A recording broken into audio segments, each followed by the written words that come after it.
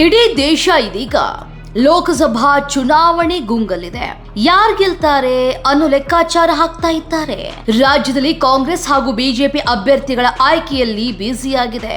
ಕಳೆದ ವಿಧಾನಸಭೆ ಚುನಾವಣೆಯಲ್ಲಿ ಸೋತ ಮೈಸೂರು ಭಾಗವನ್ನೇ ಇದೀಗ ಬಿಜೆಪಿ ಟಾರ್ಗೆಟ್ ಮಾಡಿದೆ.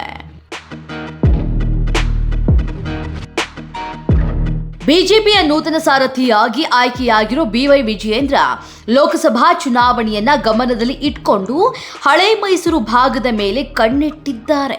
ಅದರಲ್ಲೂ ಮಂಡ್ಯದಲ್ಲಿ ಈ ಬಾರಿ ಕಮಲವನ್ನ ಅರಳಿಸೋದಿಕ್ಕೆ ಪಕ್ಷ ಸಂಘಟನೆಗೆ ಮುಂದಾಗಿದ್ದಾರೆ. ಕಳೆದ ವಿಧಾನಸಭಾ ಚುನಾವಣೆಯಲ್ಲಿ ಬಿಜೆಪಿ ಹಳೆ ಮೈಸೂರು ಭಾಗದಲ್ಲಿ ಹೀನಾಯ ಸೋಲು ಕಂಡಿತ್ತು.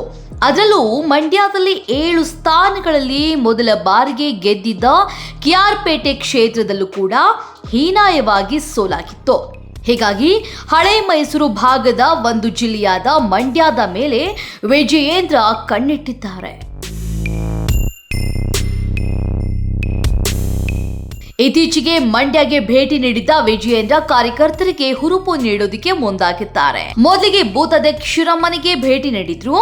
ಮಂಡ್ಯ ನಗರದ ಕಲ್ಹಳ್ಳಿ ನಗರದಲ್ಲಿರುವಂತಹ ಶ್ರೀನಿವಾಸ್ ಅವರ ಮನೆಗೆ ಭೇಟಿ ನೀಡಿ ಬಿಜೆಪಿ ಹಾಗೂ ಜೆಡಿಎಸ್ ಒಟ್ಟಾಗಿ ಹೋರಾಟ ಮಾಡ್ತೇವೆ, ಬಿಜೆಪಿ ಕಾರ್ಯಕರ್ತರಿಗೆ ಶಕ್ತಿ ಕೊಡ್ತೇನೆ, ನಾನಿದ್ದೀನಿ ಅಂತ ಕಾರ್ಯಕರ್ತರಿಗೆ ಭರವಸೆ ನೀಡಿದ್ದಾರೆ.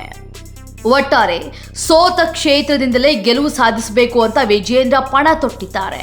ಈಗಾಗಲೇ ಹಳೆ ಮೈಸೂರು ಭಾಗದಲ್ಲಿ ಪಕ್ಷ ಸಂಘಟನೆಗೆ ಮುಂದಾಗಿದ್ದು ಎಷ್ಟರ ಮಟ್ಟಿಗೆ ವರ್ಕೌಟ್ ಆಗುತ್ತೆ ಈ ಎಲ್ಲಾ ಲೆಕ್ಕಾಚಾರ ಅನ್ನೋದನ್ನ ಕಾದು ನೋಡಬೇಕಾಗಿದೆ. ಲೈಕ್ ಮಾಡಿ, ಶೇರ್ ಮಾಡಿ, ಸಬ್ಸ್ಕ್ರೈಬ್ ಮಾಡಿ. ನೋಡ್ತಾ ಇರಿ ರಿಯಲ್ ಬೆಂಗಳೂರು.